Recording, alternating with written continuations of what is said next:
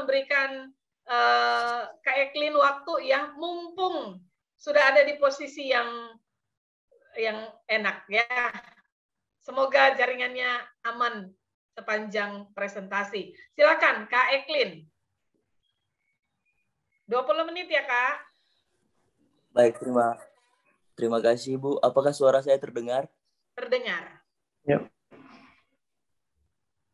Baik, Bapak, Ibu, dan teman-teman muda sekalian, sekali lagi salam damai untuk kita semua. Shalom. Shalom. Saya Eklin De Vretes, biasanya dipanggil Kak Eklin. Saya sekarang menjadi salah satu pendeta di Gereja Protestan Maluku dan saya ditugaskan di salah satu daerah pedalaman dan bisa disebut juga daerah tertinggal di Maluku, tepatnya di Maluku Barat Daya, Pulau Damer di Desa Bebar Timur. Jadi memang karena tertinggal, sinyalnya juga lumayan tertinggal di sini. Jadi mohon maaf, saya harus bolak-balik tadi untuk masuk di Zoom ini. Baik, saya saat ini diberi kesempatan untuk berbagi dengan Bapak Ibu dan juga teman-teman muda semua tentang temanya itu judulnya Pemuda Melawan Radikalisme. Jadi memang karena kebetulan saya masih muda, jadi untuk materi kali ini sepertinya saya yang menjadi contoh tokoh pemuda untuk melawan radikalisme. Untuk itu dalam ulasan materi kali ini kita tidak akan lebih banyak mengulas tentang teori-teori tertentu ataupun sesuatu yang bersifat ilmiah tentang materi pemuda melawan radikalisme ini, tetapi kita akan lebih banyak melihat cerita saya atau kegiatan-kegiatan ataupun juga aktivitas pendidikan perdamaian yang selama ini saya helat yang merujuk pada tema kita Pemuda Melawan Radikalisme, dan saya beri subjudul juga yaitu Dongeng Damai dari Maluku sebagai salah satu metode untuk melawan radikalisme. Karena memang saya melawan radikalisme hanya dengan mendongeng. Untuk itu, mari lihat ataupun dengar cerita saya tentang pemuda melawan radikalisme ini. Boleh dilanjutkan slide-nya, slide selanjutnya. Apa itu radikalisme? Bisa saja teman-teman sudah diingatkan dari hari kemarin atau tadi dari kakak-kakak yang lain atau pemateri yang lain tentang radikalisme. Saya hanya mau mengingatkan saja bahwa kalau menurut Kamus Besar Bahasa Indonesia, radikalisme itu ialah paham atau aliran yang menginginkan perubahan atau pembaharuan sosial maupun politik dengan cara kekerasan. Oleh sebab itu, radikalisme ditolak di berbagai negara, banyak negara yang menolaknya termasuk juga Indonesia karena tidak sesuai dengan falsafah bangsa, dan kita tahu bersama bahwa hal tersebut menginjak kemanusiaan. Nah, beberapa alasan adanya radikalisme itu bisa karena ada pihak yang diperlakukan tidak adil atau pemahaman keagamaan yang tidak terlalu luas, ataupun fanatik dan kelompok yang merasa dirinya paling benar, sehingga radikalisme itu bisa terus muncul. Dan alasan-alasan yang lainnya juga. Kemudian slide selanjutnya.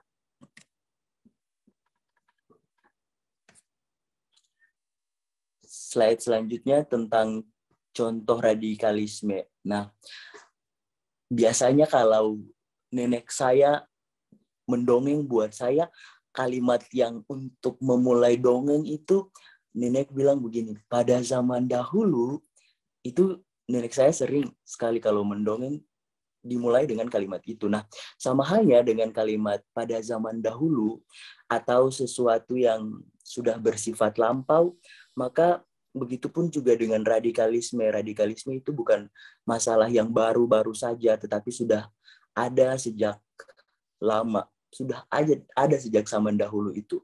Nah, salah satu contoh radikalisme di Indonesia, khususnya di Maluku yang pernah saya rasakan, yaitu konflik pada tahun 1999.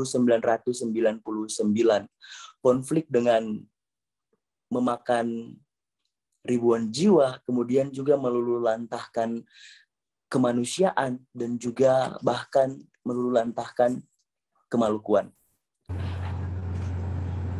Selanjutnya, slide selanjutnya.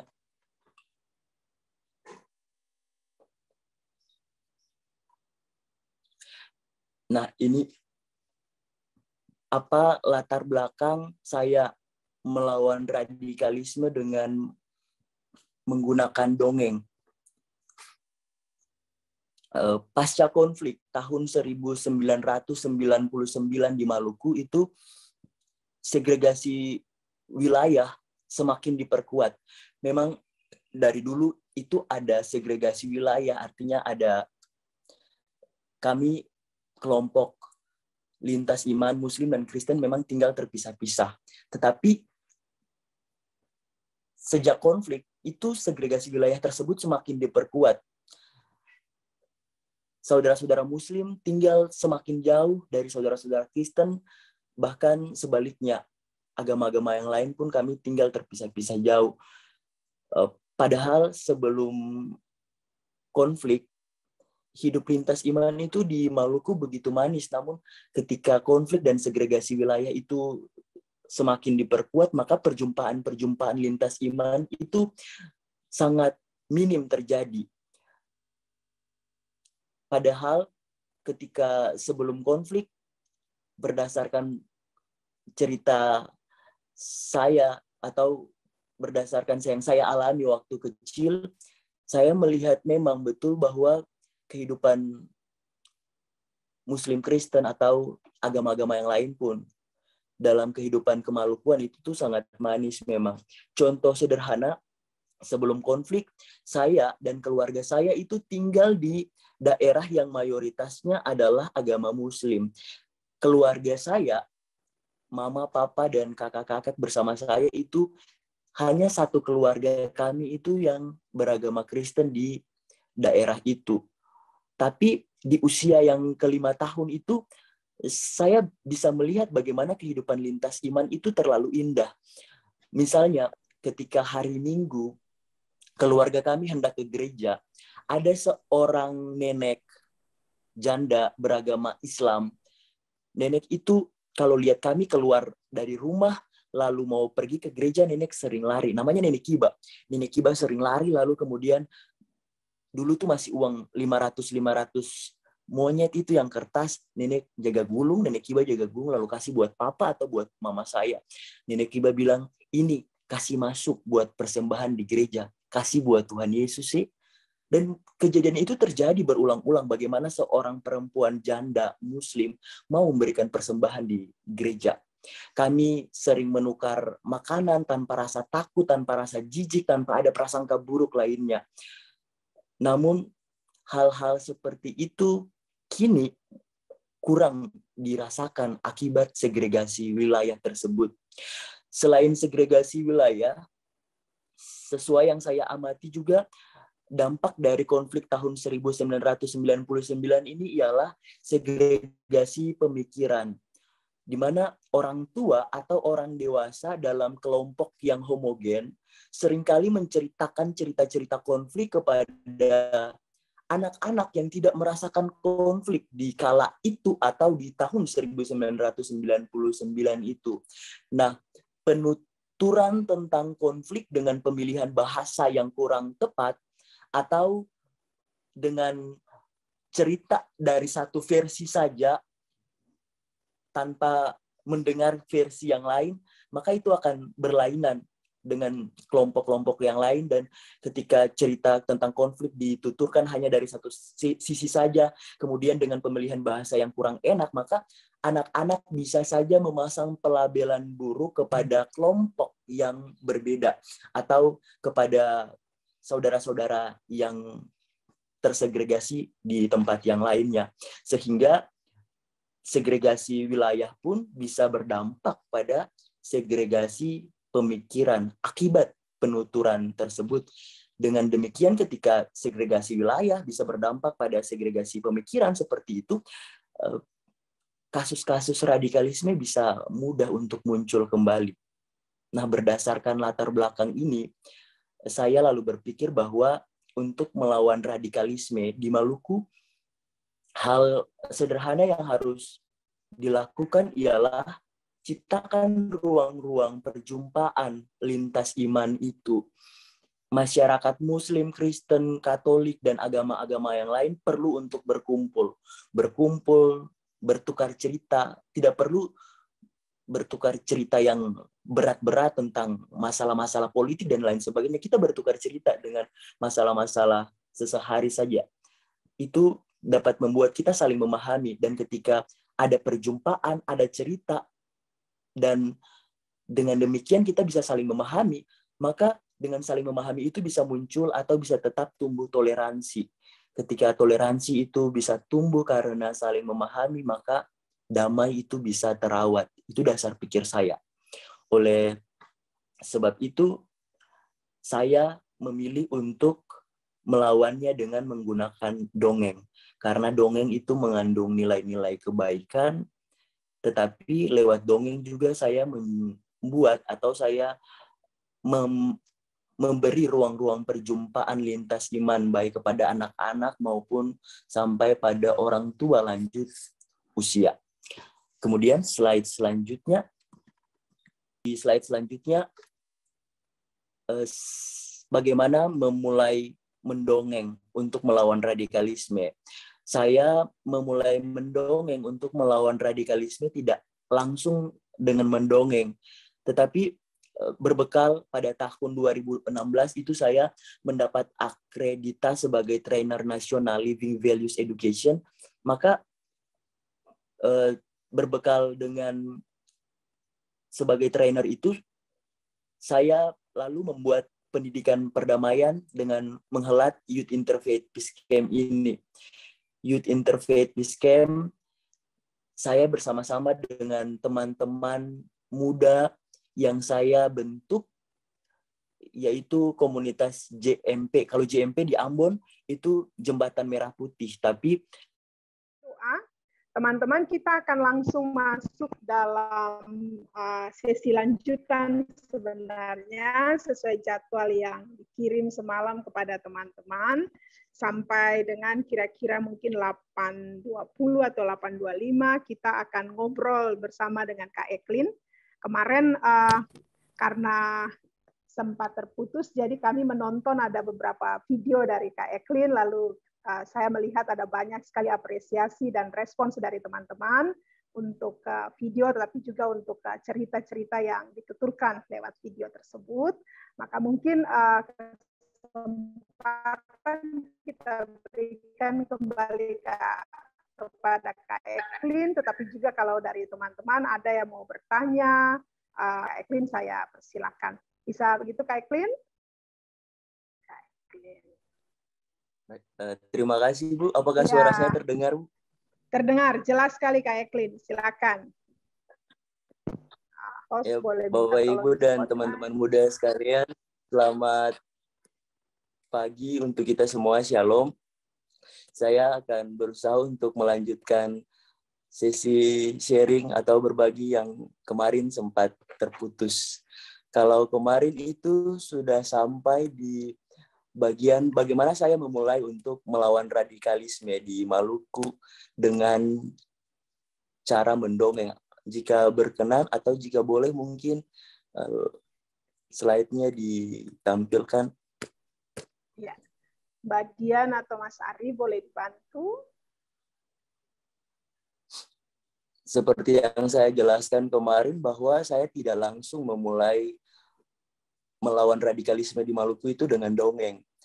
Berbekal sebagai trainer nasional Living Values Education atau pendidikan menghidupkan nilai pada tahun 2016, maka di tahun 2017 itu saya menghelat kegiatan Youth Interfaith Peace Camp bersama dengan komunitas yang saya bentuk yaitu JMP. JMP itu Jalan Merawat Perdamaian. Kami buat kepanjangannya seperti itu. Kalau di Ambon dikenal dengan Jembatan Merah Putih. Ada jembatan yang menghubungkan antara satu tempat dengan tempat yang lain di Pulau Ambon. Namanya Jembatan Merah Putih. Tapi kami menamakan komunitas kami JMP itu Jalan Merawat Perdamaian. Saya bersama-sama dengan teman-teman komunitas itu, kami menghelat kegiatan Youth Interfaith Peace Camp.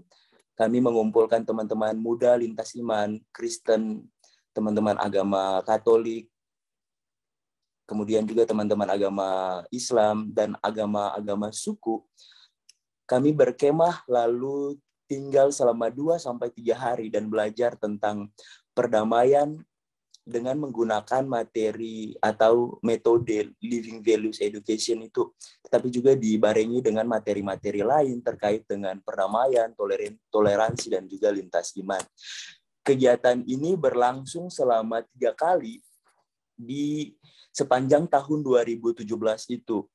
Kemudian di akhir 2017 itu, saya melihat bahwa kegiatan yang saya lakukan itu hanya untuk teman-teman muda, tidak ada untuk anak-anak. Padahal seperti yang saya jelaskan kemarin bahwa pasca konflik, segregasi wilayah di Maluku itu semakin diperkuat, dan segregasi wilayah itu juga bisa berdampak pada segregasi pemikiran. Anak-anak bisa menjadi korban sekaligus pelaku radikalisme jika penuturan tentang konflik tetap hidup dalam kelompok yang tersegregasi tersebut. Saya lalu tergerak melawan penuturan tentang konflik itu dengan penuturan yang lebih damai, yaitu lewat dongeng, karena dongeng mengandung nilai-nilai kebaikan yang bisa dihidupkan oleh anak-anak maupun pendengar dongeng ataupun pendongeng tersebut. Saya namakan aktivitas saya itu dongeng damai. Boneka yang sering menemani saya, memang belakangan ini sudah ada beberapa karakter boneka lainnya, tetapi yang dari awal menemani saya itu Dodi. Dodi itu akronim dari dongeng damai. Kalau boleh saya kenalin Dodi ya buat kakak-kakak semua, teman-teman, dan bapak ibu semua. Dodi sini. Ayo sini. Kenal dengan teman-teman, dengan kakak-kakak, dengan om-om, tante-tante. Ayo sini. Ayo. Ayo beri salam buat semuanya. Bilang selamat pagi semua. Begitu. Aku mau beri salam, tapi salamnya pakai lagu saja. Dodi mau beri salam, tapi salamnya pakai lagu saja. Boleh. Boleh ya. Bapak, Ibu, dan teman-teman, kakak-kakak semua, Dodi beri salam, tapi pakai lagu ya. Kita nyanyi lagu Sejuk Segar. Masih ingat? Boleh. 1, 2, 3. Sejuk segar, La la la, sejuk segar, trilili lili, burung-burung bernyanyi-nyanyi, anak-anak ikut bernyanyi. Pagi ini indah sekali, Salam damai, selamat pagi. Selamat pagi semuanya. Shalom. Selamat pagi, selamat Dodi. pagi semuanya. Selamat pagi. Kakak-kakak selamat pagi ya. Selamat pagi, Dodi. Semangat semuanya. Oke, Dodi sudah kenalan dengan kakak. Baik, sekarang Dodi duduk lagi ya. Ayo duduk lagi. Ada beberapa karakter lainnya yang saya bawa saat ini dalam pelayanan saya sebagai pendeta. Saya masih bawa beberapa juga. Nah, kalau sempat nanti dikenalin juga. Nah, Dodi lahir dan datang di Maluku itu akhir tahun 2017 pada bulan Desember. Akhir-akhir Desember. Kala itu saya sama sekali tidak bisa menggunakan boneka atau tidak bisa bermain boneka seperti itu. Bahkan saya tidak tahu cara mendongeng. Lebih dari itu, saya agak susah untuk dekat dengan anak-anak. Saya susah untuk bersosialisasi dengan anak-anak. Saya masih kaku waktu itu. Namun hanya berbekal niat dan ketulusan ataupun kerinduan saya untuk berbagi dengan anak-anak untuk melawan radikalisme tersebut dengan penuturan, maka saya lalu belajar untuk mendongeng. Kemudian saya belajar untuk ventriloquism. Ventriloquism itu seni berbicara tanpa menggerakkan bibir. Saya belajar dari YouTube selama 2 minggu. Saya lihat beberapa ventriloquist di luar negeri seperti di Amerika dan beberapa daerah lainnya. Kemudian saya lihat selama 2 minggu itu saya pelajari di depan kaca dan sebagainya. Kemudian saya lalu memberanikan diri untuk mendongeng pertama kalinya bersama dengan Dodi di salah satu hutan Seram di pedalaman Pulau Seram di Maluku Tengah pada saudara-saudara yang beragama suku atau beragama Nuaulu. Namun sayangnya pada tanggal 1 Januari itu ketika saya memulai dongeng bersama dengan Dodi di pedalaman agama suku untuk saudara-saudara yang beragama suku itu, kami ditolak karena mereka tahu bahwa saya seorang calon pendeta dan mereka mengira bahwa saya hendak melakukan proses kristenisasi untuk saudara-saudara beragama suku itu dengan metode mendongeng tersebut atau dengan storytelling itu. Saya diusir oleh kepala suku, tetapi ketika saya diusir itu tidak menyurutkan niat saya untuk terus melawan radikalisme dengan penuturan damai lewat dongeng itu. Keesokan harinya, ketika saya diusir, saya pindah lagi tanggal 2 Januari tahun 2018 itu di daerah agama suku yang lain. Puji Tuhan, di daerah itu namanya daerah Nuanea. Nuanea di Pulau Seram, pedalaman hutan Seram itu. Saya diterima, bahkan saya mendongeng bagi saudara-saudara agama suku itu biasanya mereka melakukan upacara keagamaan. Kalau ditanyakan mengapa saya harus memulai untuk mendongeng di daerah agama suku atau untuk agama-agama suku, karena saya rindu untuk memulainya di daerah agama yang minoritas. Nah, setelah di tanggal 2 Januari itu, kemudian esok harinya saya pindah lagi, lebih jauh lagi di daerah perbatasan konflik yang setelah tahun 1999 itu konflik, mereka sampai tahun 2000-an itu masih terjadi konflik dan segregasi itu terjadi begitu besar di situ. Kurang lebih 4 kali terjadi konflik di daerah itu, Muslim dan Kristen. Anak-anak dari daerah Muslim saya bawa ke daerah Kristen dan anak-anak dari daerah Kristen saya bawa ke daerah Kristen. Anak-anak itu mereka bisa berjumpa, mereka bisa bersatu, mereka bisa berpelukan, bahkan bisa tertawa bahagia lepas lewat dongeng. Dongeng menyatukan mereka dan saya sangat bahagia sekali melihat hal tersebut, dan dari situ saya bisa merasakan dan saya bisa melihat langsung bahwa damai itu sungguh indah. Bahkan saya bisa merasakan bahwa kalau di doa Bapa Kami, Yesus bilang bahwa biarlah di bumi seperti di surga. Dengan melihat anak-anak tertawa, melihat anak-anak bisa berpelukan lewat dongeng tersebut, saya bisa merasakan hal itu terjadi, bahwa biarlah di bumi itu seperti di surga.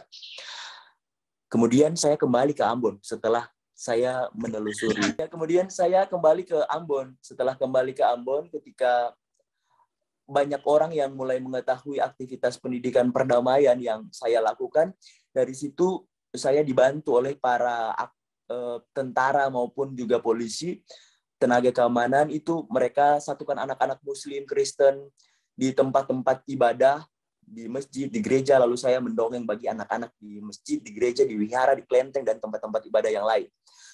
Dengan dongeng damai ini, saya pernah menghelat 73 titik dongeng damai di Maluku untuk 73 tahun Indonesia. Itu mulai 2018 itu.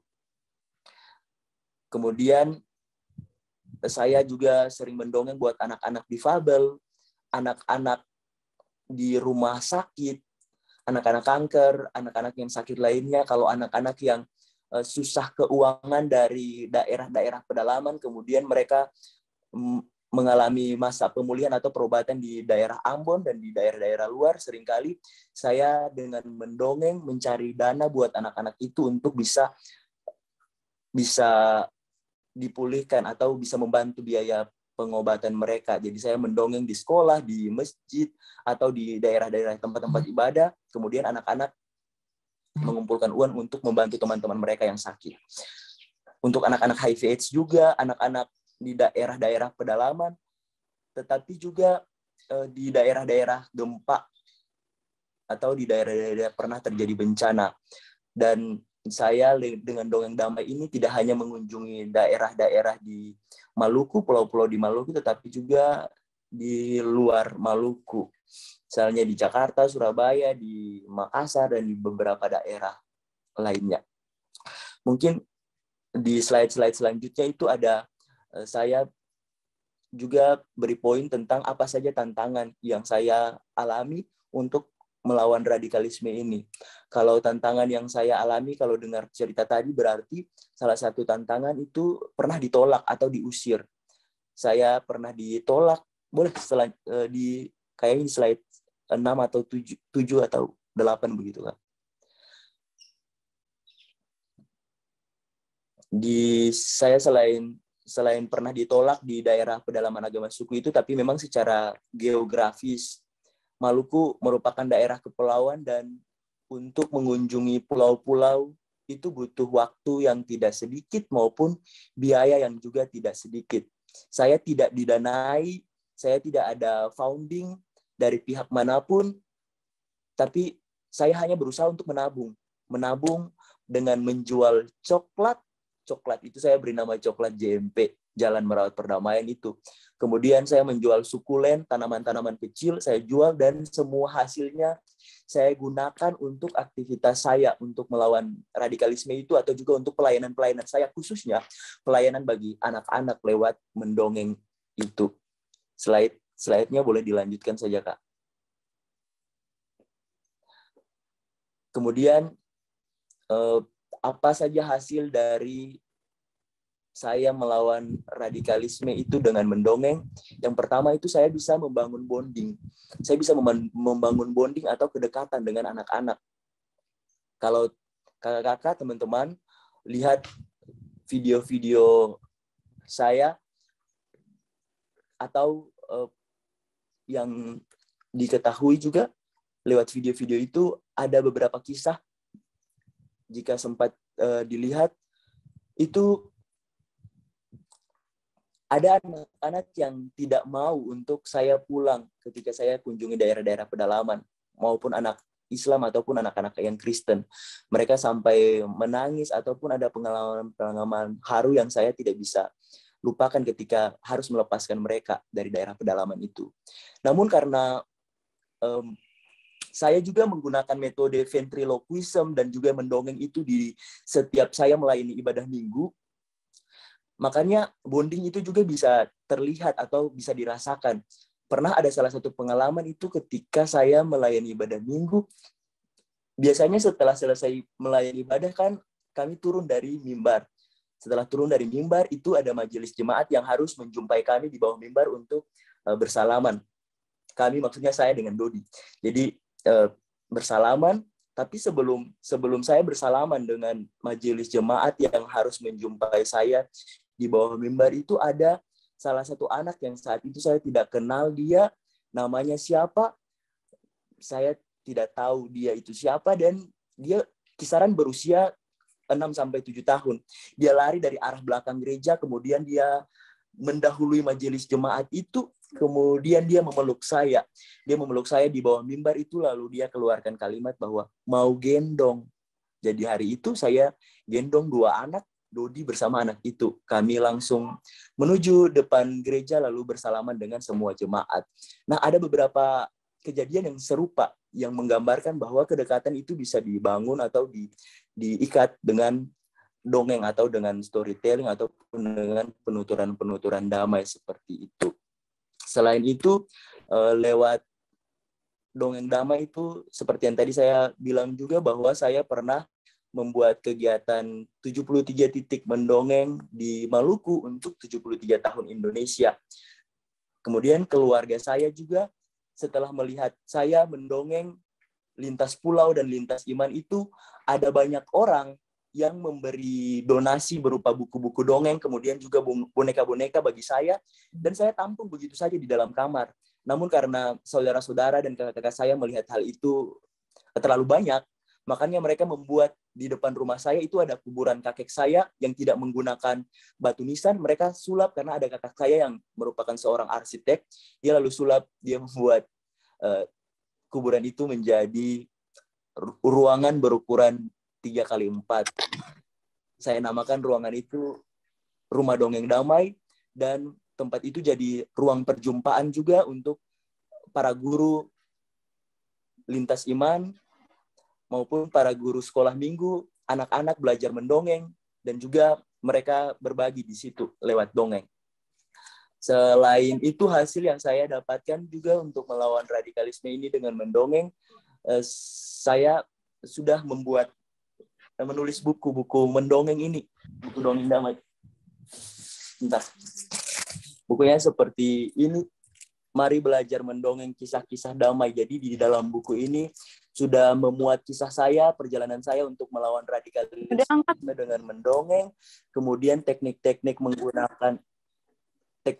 menggunakan bagaimana mendongeng damai, dan beberapa kumpulan dongeng damai yang selama ini saya gunakan lintas pulau dan lintas iman itu. Kurang lebih seperti itu, Ibu dan kakak-kakak semua, Bapak Ibu semua. Kalau Baik. Selanjutnya boleh. Nanti saja baru kita sharing lagi kalau ada yang mau tanya-tanya lebih lanjut. Boleh. Ya. Demikian Ibu. Terima kasih Kak Eklin untuk lanjutan kisahnya. Teman-teman sekalian, memang waktu kita cukup terbatas untuk melanjutkan dengan diskusi. Tetapi kalau ada satu orang atau salah satu atau dua orang teman-teman mau memberi respon, silakan. Lalu kita pakai sampai 8.35 paling lambat supaya kita bisa lanjut dengan beberapa kegiatan kita yang lain. Silakan kalau ada yang mau raise hands langsung memberi respons. Kemarin saya baca banyak sekali yang memberi apresiasi ya kepada Kak Eklin. Mari teman-teman, ada yang mau bertanya atau ada yang mau memberi respons? Silakan, ada yang mau memberi komentar?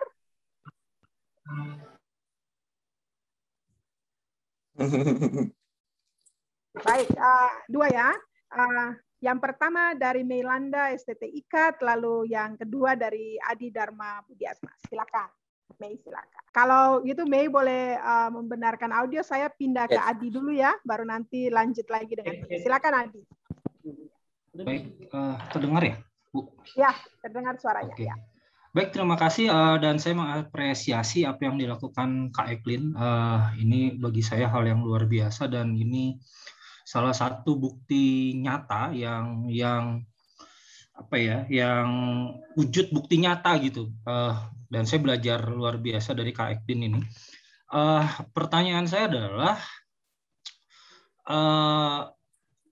apakah kakak bisa memberikan tutorial, apakah ada videonya atau apa gitu, maksudnya Kak, bagi kami supaya kami bisa belajar juga untuk hal ini, karena memang saya merasa radikalisme ini bisa ditangani, bisa diatasi, bukan hanya ya, maksudnya dengan pertemuan langsung gitu ya. Dan mendongeng itu luar biasa bagi saya. Itu semua orang suka dongeng, semua orang senang mendengar dongeng, mau orang tua mau anak muda senang dengar dongeng.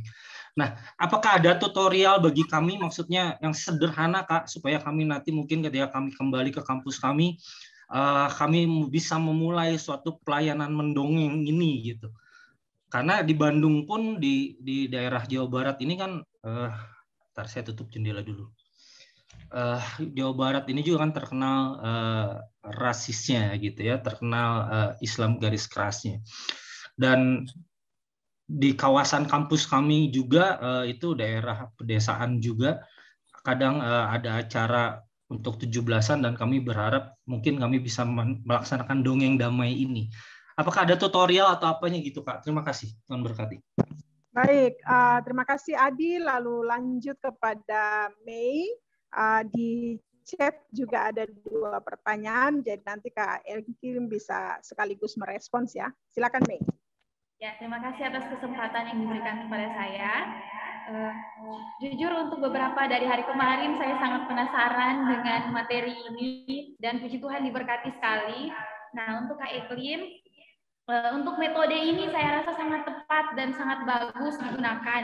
Apalagi untuk kita anak-anak teologi, calon-calon guru juga, guru agama menerapkan hal ini. Nah, kemudian di kemarin saya menonton video dari Kak Eklin yang diputar. Di situ ada Kak Eklin memberitakan firman Tuhan di atas mimbar menggunakan metode ini, dia menggunakan boneka.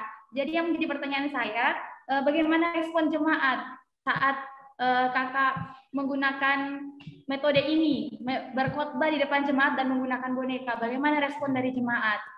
Kemudian, apakah metode ini kalau dilihat dari pengalamannya Kak Eklin, pelayanannya itu di pelosok, di Ambon, lebih ke daerah-daerah. Nah, kalau metode ini kita terapkan di kota besar seperti itu, apakah menurut Kakak tepat digunakan, relevan digunakan, dan bagaimana dengan sambutan dari orang-orang yang ada di kota, biar kita bisa menerapkan hal itu juga, Kak. Ya, terima kasih.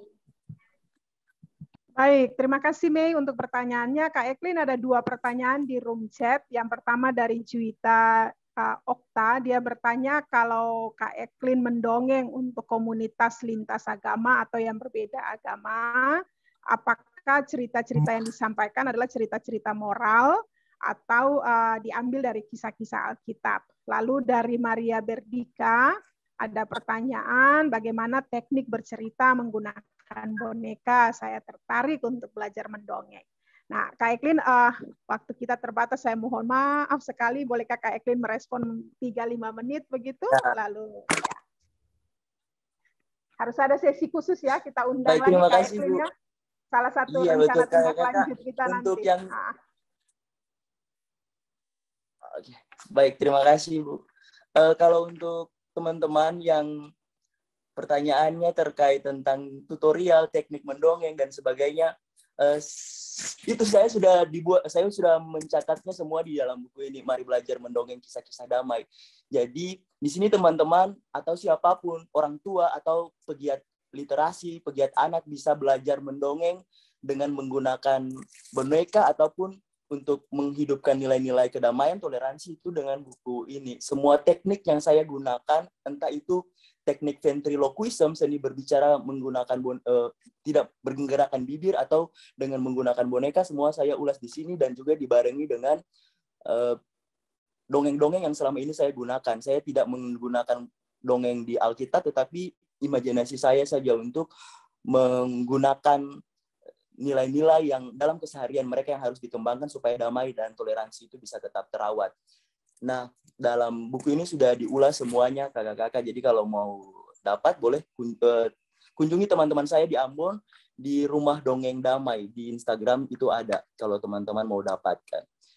Itu boleh dibantu. Saya kalau kasih pelatihan itu biasanya 2 hari, kakak-kakak. Jadi pelatihan langsung praktek itu untuk mendongeng dan juga menggunakan boneka. Jadi tidak gampang untuk saya sharing dalam waktu yang sekejap ini. Jadi mohon pengertiannya. Kemudian kalau untuk respon jemaat ketika saya menggunakan metode ventriloquism ataupun juga mendongeng di dalam ibadah minggu atau ibadah-ibadah yang lainnya, kebanyakan senang karena metode ini sangat mudah untuk diterima oleh anak-anak. Ketika menggunakan metode yang mudah diterima oleh anak-anak, maka orang dewasa pasti sudah bisa untuk menerimanya. Karena kalau kita menggunakan salah satu metode yang untuk orang dewasa, belum tentu anak-anak bisa menerimanya. Oleh sebab itu, ketika di dalam ibadah itu, anak-anak juga ada. Oleh sebab itu, kita juga harus menyiapkan metode yang bisa diterima oleh semua kalangan. Dan salah satunya itu ialah metode seperti ini, karena anak-anak bisa menerima, kemudian orang tua juga bisa menerima. Saya direspon baik sekali oleh orang-orang karena dengan menggunakan metode ventriloquism ini, khotbah saya bisa dengan sederhana disampaikan. Dodi itu dia bisa mewakili karakter anak-anak untuk menanyakan tentang teks Alkitab yang hendak disampaikan. Jadi Dodi bisa mewakili pemikiran anak-anak dan saya bisa menjelaskan seperti itu. Kalau kakek, karakter kakek itu dia bisa menasihati, karakter yang bisa menasihati orang. Jadi saya tidak membuat tafsiran yang agak susah-susah seperti itu. Sangat mudah sekali. Dan buat kakak yang tadi tanya juga buat apakah bisa diterima di kota, justru di kota lebih mudah karena saya pelayanannya tidak hanya di desa atau di pedalaman saja, tetapi juga di daerah perkotaan. Begitu kakak. Kemudian jika, oh ya sudah semua kayaknya. Begitu sih Ibu. Apakah digunakan di daerah perkotaan? Sudah. Ya, terima kasih banyak Bung Eklin. Judul bukunya sudah saya catat, kontak personnya sudah saya catat di chat room. Ya. Teman-teman bisa langsung mengontak, membeli bukunya supaya mungkin bisa membaca. Lalu kemudian di YouTube juga kemarin kami lihat ada banyak video Kak Eklin ya terkait dengan ini. Mudah-mudahan nanti salah satu rencana tindak lanjut kita bisa undang lagi ya. Jadi bisa ngobrol-ngobrol lebih detail. Termasuk nanti mungkin Kak Eklin bisa mengulas lebih detail tips-tips bagaimana supaya kita bisa menjadi pembawa damai juga untuk meminimalisir radikalisme yang menyebar luas. Baik, Kak Eklin, saya harus mengakhiri. Terima kasih banyak sudah bersedia berbagi dengan kami pada pagi hari ini. Saya kira ini salah satu yang sangat menginspirasi dan memberi contoh konkret bagaimana kita bisa meminimalisir atau mencegah penyebaran radikalisme itu. Kita beri aplaus untuk Kak Eklin. Terima kasih banyak sudah berupaya dari kemarin masuk dan bisa bergabung dengan kita. Oke, terima kasih semuanya. Terima kasih Mas Ari. Terima kasih. Terima kasih Dodi. Kak Eklin, terima kasih banyak. Terima kasih, Tuhan berkati.